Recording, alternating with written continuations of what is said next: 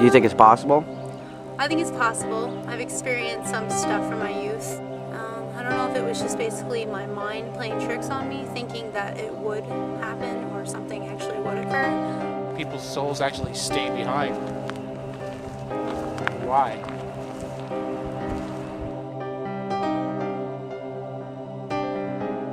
Look at the doorway. Look at the doorway. It's overlapping the door.